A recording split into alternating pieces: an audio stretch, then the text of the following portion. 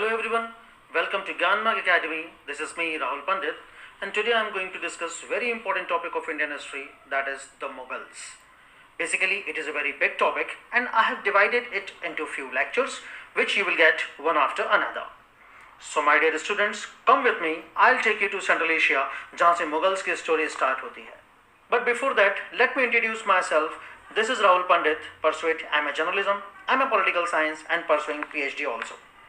I've been teaching UPSC and MPPSC CSE aspirants since last 15 years, so I'm blessed that I have been teaching most important and most intelligent students of India. Now, the most important topic, the Mughal Empire.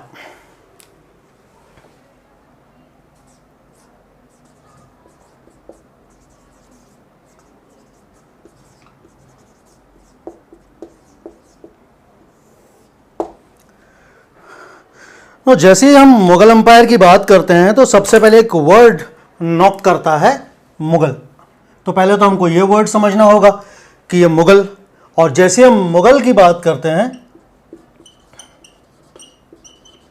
So Babar, founding father.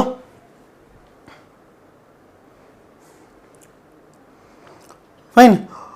और अगर आप बाबर को पढ़ना है सो दो तरीके हो सकते हैं हमारे पास बाबर को पढ़ने के लिए. एक तो हम डायरेक्ट पढ़ लें कि बाबर इंडिया आ गया,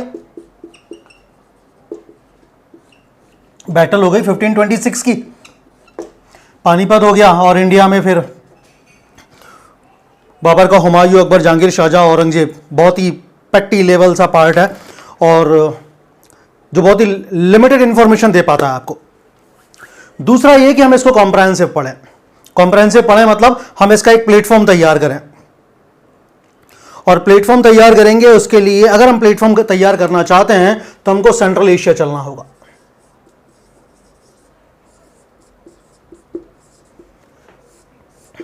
ऐसे क्वेश्चन यूपीएससी पूछता है. हम लोग पढ़ते हैं बाबर इंडिया आया, फाइन, और इंडिया आने के बाद उसके मूवमेंट्स, उसका पहले अर्ली करियर ले लेते हैं, फिर उसके बाद नॉर्दर्न इंडिया में वो जो बैटल्स लड़ रहा है, किस तरीके से मुगल एम्पायर को एस्टेब्लिश कर रहा है, फला फला, इस तरीके से पढ़ लिया जाता है. लेकिन यूपीएससी क्वेश्चन पूछता है कि बाबर इंडिया क्यों आया.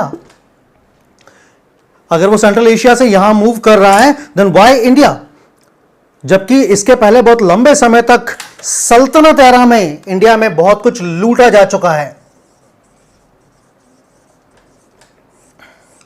आपको पता है सल्तनत में बहुत सारा कुछ लुट चुका है, और उसके पहले गौरी, और गौरी से पहले गजनवी, इन लोगों ने छोड़ा क्या था कुछ, लेकिन फिर भी बाबर को इंडिया आना पड़ रहा है. तो एक बात तो क्लियर है कि इंडिया में बहुत कुछ है.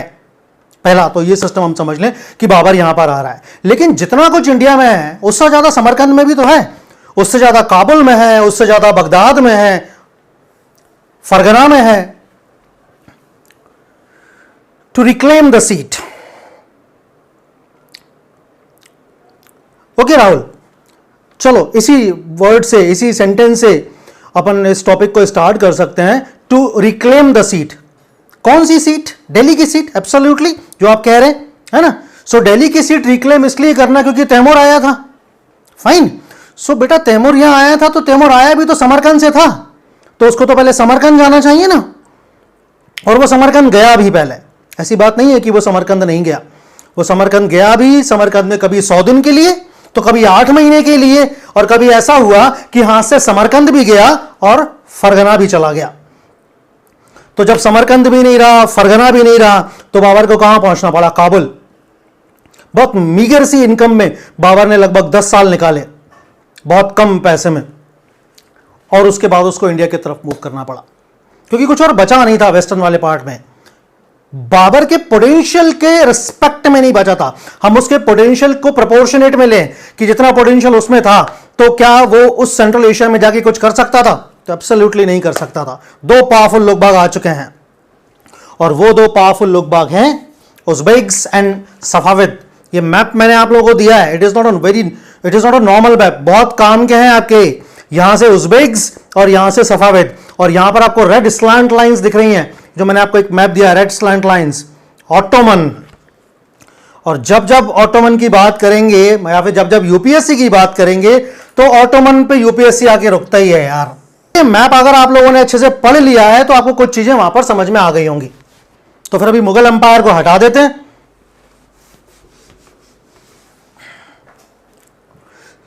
टॉपिक लेते हैं सेंट्रल एशिया।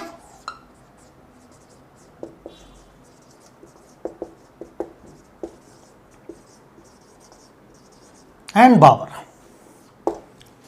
कि सेंट्रल एशिया की क्या कंडीशन थी और बाबर का रोल वहां पर क्या था।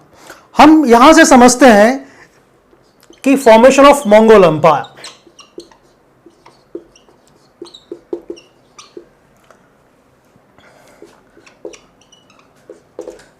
ईस्ट में जाते हैं। अगर मंगोल एम्पायर का स्टार्टअप जो ईस्ट में हो रहा है तो यहां पर मिलता है हमको सी ऑफ जापान,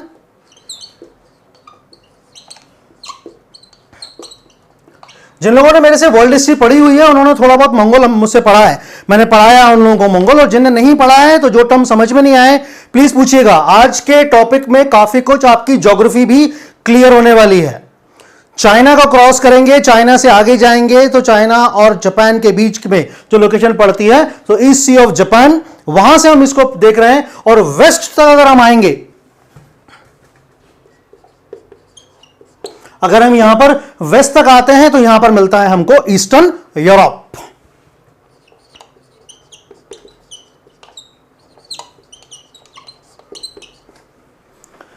ठीक है जी। सो ये तो एक्सटेंशन था, लेकिन ये एक्सटेंशन का स्टार्टअप अगर हम देखेंगे तो यहां से हो रहा है। यहां से मूवमेंट आया,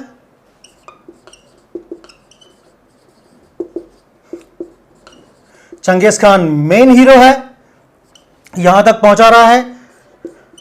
1206 में अपना अंपायर एस्टेब्लिश करता है, 1227 में फिनिशमेंट है, 1221 के आसपास इंडिया पहुंचता है या इंडिया पहुंचने की कोशिश करता है। आप लोगों को पता है वाला टॉपिक, रजिया का एंगेजमेंट अपन लोग पढ़ चुके हैं उस समय।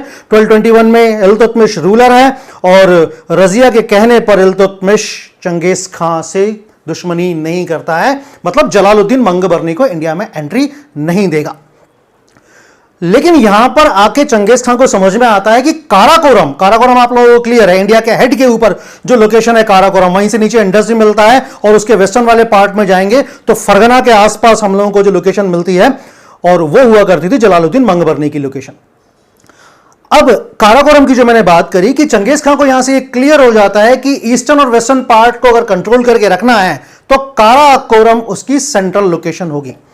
तो वो अपने आप को सेंट्रल लोकेशन में जहां एस्टेब्लिश करता है वो है काराकोरम। लेकिन काराकोरम की ज्योग्राफिकल कंडीशंस ऐसी नहीं है कि वहां बहुत लंबे समय तक रहा जाए। ओके, ये तो हो सकता है कि वो एक सेंट्रल लोकेशन है, कंट्रोल करने के लिए बहुत बढ़िया है, but it was very tough to live over there. So आसपास की जो लोकेशंस हैं वहां कुछ किया जाए। आसपास हमको लोकेशन मिलेंगी फरगना,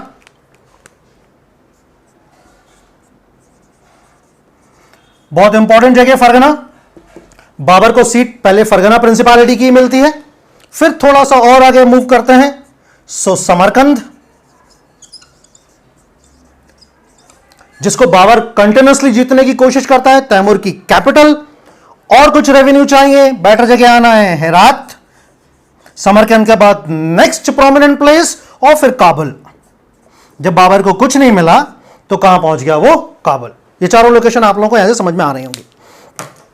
सो काराकोरम से फरगना जाना या फिर समरकंद जाना, हेरात पहुंचना, काबुल पहुंचना, ये सारे प्रोसेसेस स्टार्ट हुए कि यहां पर अपने आप को एस्टेब्लिश किया जाए। लेकिन क्या हो जाता है, 1227 में चंगेज खां की डेथ हो जाती है। अब चंगेज खां की डेथ होने के बाद ऐसा नहीं है कि डिक्लिनेशन शुरू हो जाएगा, इसके बाद हमको कुछ पावरफुल रूलर भी मिलेंगे। और उन पावरफुल रूलर में जो लास्ट पावरफुल रूलर मिलेगा उसका कुबलई खां की अगर बात करते हैं तो कुबलई खां 1260 टू 1294 कुबलई खां का एरा मिलता है। और कुबलई खां चाइना में युआन डायनेस्टी एस्टेब्लिश कर लेता है, मतलब वेस्टर्न मंगोल अंपायर जो है, जो काराकोरम के वेस्टर्न वाले पार्ट में आता था, वहां पर बहुत ज्यादा इंपैक्ट अब चंगेज खां या फिर मंगोल अंपायर का नहीं रह जाता है या मंगोल रूलर्स का नहीं रह जाता है। इसी दौरान एक कंडीशन चेंज होती है, मतलब 14वीं सेंचुरी में जब जिस तरीके से डिक्लिनेशन होता है मंगोल्स का, कंडीशंस थोड़ी सी चेंज होती हैं और यहां पर बर्थ होता है तैमूर का। तैमूर और तैमूर एक ही बात है, हां। कहां पर? समरकंद में। समरकंद में तिमूर का बर्थ, और तिमूर बहुत महत्वाकांक्षी रूलर है, मतलब अपने आप को बहुत जल्दी एक्सपांड करना चाहता है, उसको अपनी फ्रंटियर्स बहुत ज्यादा बढ़ानी है। तो चंगेज खां का डिसिडेंट नहीं होने के बाद भी वो अपने आप को कनेक्ट करता है चंगेज खां के साथ, बहुत सारी चीजें उसकी फॉलो करता है, बहुत कुछ कॉपी करता है, और एक वैक्यूम जो जनरेट हो गया था इस समय उसको अपनी पावर से फिल करने की कोशिश करता है। और एक टाइम ऐसा आता है कि चंगेज खां का जो वेस्टर्न पार्ट था, या मंगोल्स का जो वेस्टर्न पार्ट था, वहां पर एक अंपायर एस्टेब्लिश होता है नेम्ड एज तिमुरिड एम्पायर। हालांकि अपने आप को वो मंगोल से कनेक्ट कर रहा है, is going to connect himself with the Mongols also, but not using the name Mongols. Starting में उसने इनहेरिटेंस को यूज किया, ब्लड को यूज किया अपना सोशियो पॉलिटिकल इंपैक्ट बढ़ाने के लिए, लेकिन नाम अपना ही यूज किया तैमूर, और उसके कारण तिमुरिड एम्पायर आ गया।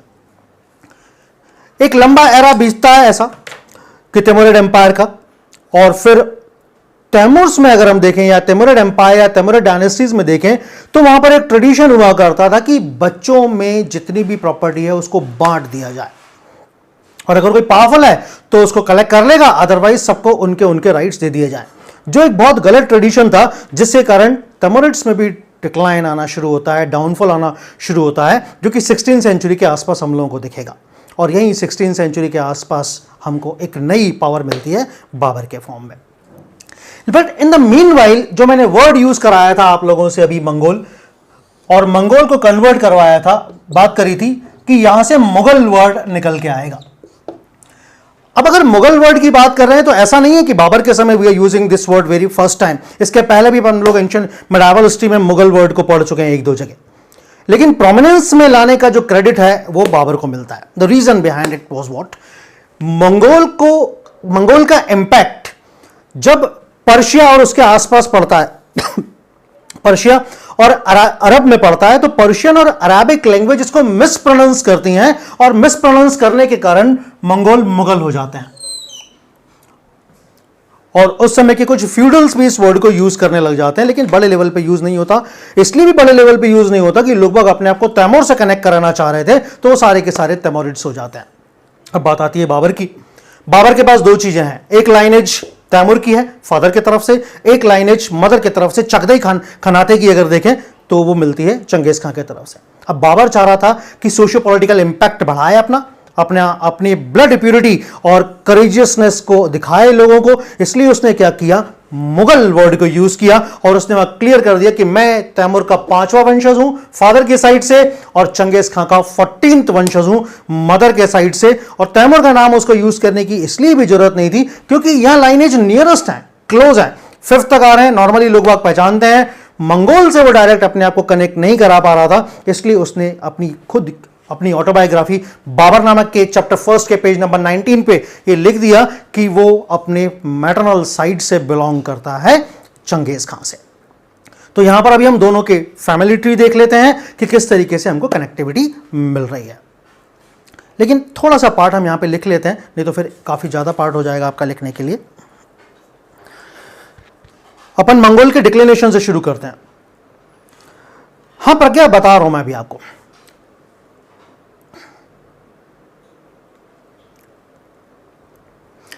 अभी लिखवा भी देता हूं, पहले आप समझना चाह रहे हैं तो समझ लीजिए। बाबरनामा का जो चैप्टर 1 है, चैप्टर 1 का पेज नंबर 19 में बाबर ने अपने डिसेंट्स के बारे में बताया है, अपनी लाइनेज के बारे में बताया है, और उस लाइनेज में यह लिखा हुआ है कि चगदई खां जो कि मंगोल चंगेज खां का सन था, उसी पार्ट में, उसी लाइनेज में जब आगे मूवमेंट होता है तो बाबर की जो मदर है वो चगदई खनाते से बिलोंग करती थी। फाइन, क्लियरली इंफॉर्म्ड किया गया है बाबरनामा में। अगर आप ऐसे समझें तो पहले आप देखिए तुझके बाबरी, बाबर ने अपनी ऑटोबायोग्राफी लिखी तुझके बाबरी, फिर उसको ट्रांसलेट कौन कर रहा है, अब्दुल रहीम खाने खाना पर्शियन में। सो वो जो टर्किक में लिखा हुआ था उसको पर्शियन में ट्रांसलेट किया गया, और जिनोलॉजी लिख दी गई कि चगदई वाली फैमिली से बिलोंग करता है बाबर। मैं दोनों की फैमिली ट्री दूंगा अभी आपको, सो क्लियर हो जाएगा यहां पर। क्लियर? ओके, सो सेंट्रल एशिया और बाबर वाले पार्ट को अपन डिक्लिनेशन ऑफ मंगोल से स्टार्ट कर रहे हैं। ये चीज आपको क्लियर हो गई होगी ज्योग्राफी में। यहां पर लिखिए बेटा, Declination of Mongol Empire. Declination of Mongol Empire started in 14th century. Started in 14th century. यहां बेटा कहीं ब्रैकेट में इंफॉर्म कर लीजिए आप कि कुबलई खां की डेथ के बाद डिक्लिनेशन स्टार्ट हो रहा है और कुबलई खां के एरा में ही वेस्टर्न मंगोल एम्पायर वीक हो जाता है क्योंकि वो चाइना में जाके युआन डायनेस्टी एस्टेब्लिश करता है. लिखिए आप इसको कहीं भी ब्रैकेट में इंफॉर्म करिए, ब्रैकेट में लिखिए. डिक्लेरेशन नहीं बेटा, डिक्लिनेशन है. Declination of Mongol empire started in 14th century. Bracket में लिखिएगा after the death of Kublai Khan. After the death of Kublai Khan, time band लिखिए 1260 to 1294. After the death of Kublai Khan, who founded Yuan dynasty, Y-U-A-N, who founded Yuan dynasty in China, who founded Yuan dynasty in China in 1271. Yuan dynasty in China in 1271. Block कर दीजिए, continue रखिएगा यहां से. Fine. सो declination आएगा, declination आने के कारण एक अपॉर्चुनिटी मिलेगी. अपॉर्चुनिटी को ग्रैब कौन करेगा? तैमूर. लिखिए, and this opportunity was grabbed by और availed by, and this opportunity was grabbed by Timur Lang. Opportunity was grabbed by Taimarlung, who was born in Samarkand,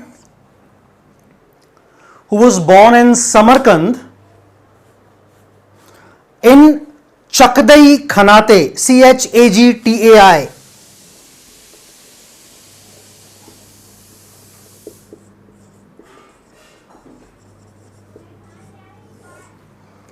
चगदई खनाते. मैं आपको खनाते समझा देता हूं. खनाते क्या होता है? चंगेज खां के 4 बेटे थे, जोची खान, चगदई खान, ओगदई खान एंड तोलुई खान. तो इन चारों में उसने अपने एम्पायर को बांट दिया था. हर एक खान को उसका हाउस दे दिया था. तो यह कहा जाता था खनाते. सो चगदई खनाते इस तरफ रहता है, काराकोरम के ऊपर वाले पार्ट समरकंद में आप देखेंगे और फरगना के आसपास देखेंगे तो चगदई खनाते मिलता है. मैंने मैप में फरगना के ऊपर जैक्रेटस रिवर के ऊपर की तरफ चगदई खनाते लिखा हुआ है. मतलब एक टाइम ऐसा आया था कि चगदई खनाते की बाउंड्री लाइन जैक्रेटस रिवर बन गई थी, उसके नीचे नहीं आते थे वो लोग बाग, लेकिन पहले वो यहां तक हुआ करते थे.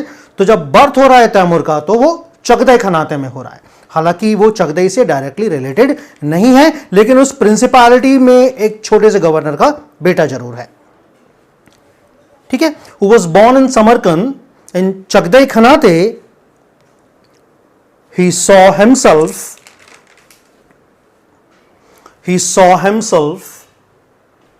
as a higher.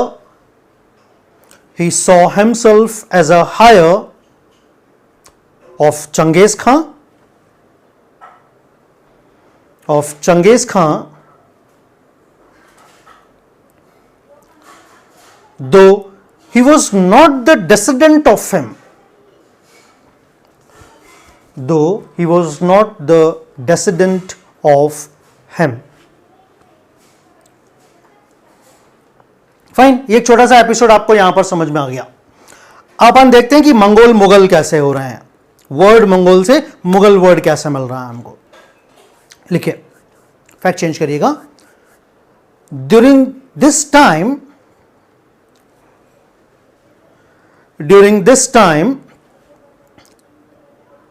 word Mongol was distorted. During this time, word Mongol was distorted and pronounced as a Mughal and pronounced as a Mughal due to the impact of Persian and Arabic languages. Due to the impact of Persian and Arabic languages, but it couldn't gain any prominence. But it couldn't gain any prominence because this was the era of Timur. Because this was the era of Timur. ठीक है, Mongol से Mughal word जरूर निकल के आया, लेकिन prominence नहीं मिलेगी, क्योंकि प्रोमिनेंस खुद तैमूर को मिल रही है, इसलिए अंपायर तैमूरिड अंपायर बनेगा. Because this was the era of Timur, who annexed whole Western Mongol Empire, who annexed whole Western Mongol Empire, which rose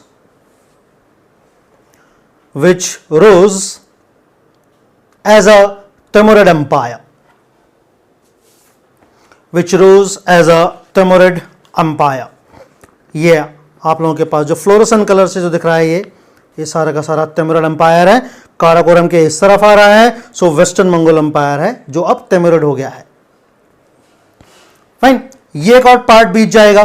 starting में आपने देख लिया, फिर लैंग्वेज वाला पार्ट आपने देख लिया. अब जो नेक्स्ट पार्ट आएगा वो हमको 16th सेंचुरी का मिलेगा. लिखिए, in the early 16th century, in the early 16th century, word Mughal was promoted by Babur. Word Mughal was promoted by Babur because he wanted to strengthen his socio-political conditions. Because he wanted to strengthen his socio-political conditions on the ground of blood. Socio-political condition on the ground of blood.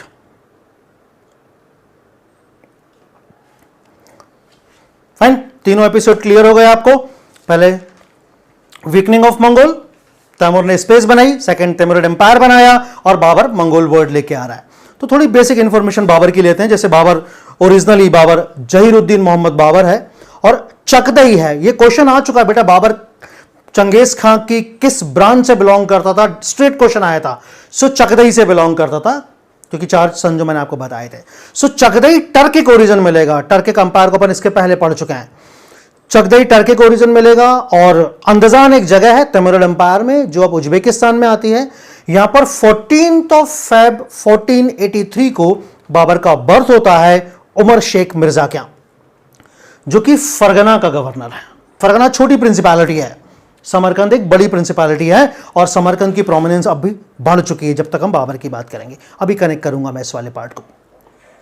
Fine, अब यहां birth होने के बाद 12 साल की उम्र में वो अपथ्रोन होता है और अपने आप को कनेक्ट तो कराता ही है वो दोनों लाइनेज में. अब चूंकि तैमूर इसका ग्रेट ग्रेट ग्रैंडफादर है, सो तैमूर की कैपिटल इसको चाहिए भी.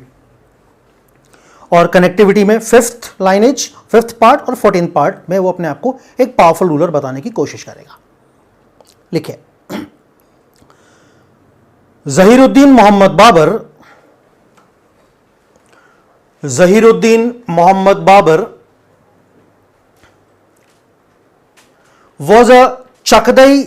was of Chakdai Turkic origin.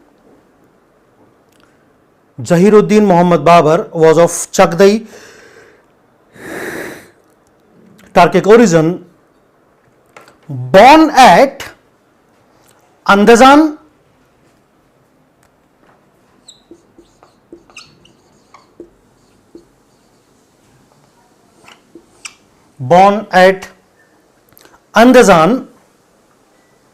and Timurid Empire.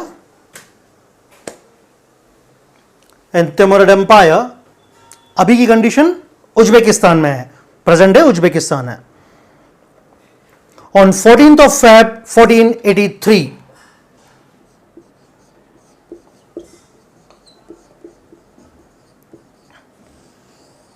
on 14th of Feb 1483,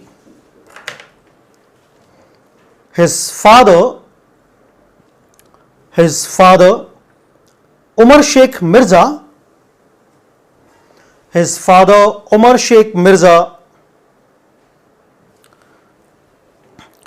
was a governor of Fargana,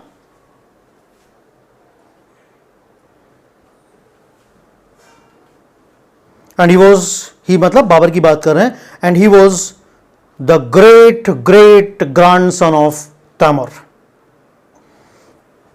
and he was the great grandson of Tamur. Fact change करिए। In this way,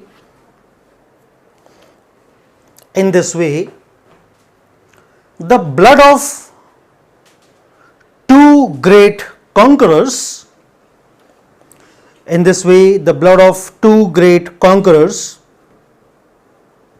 flowed in his body,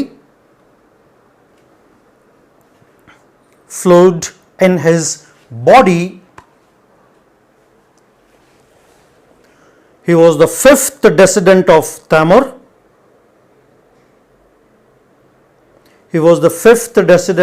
Tamur. From the side of his father. From the side of his father. And 14th of Genghis Khan from the side of his mother.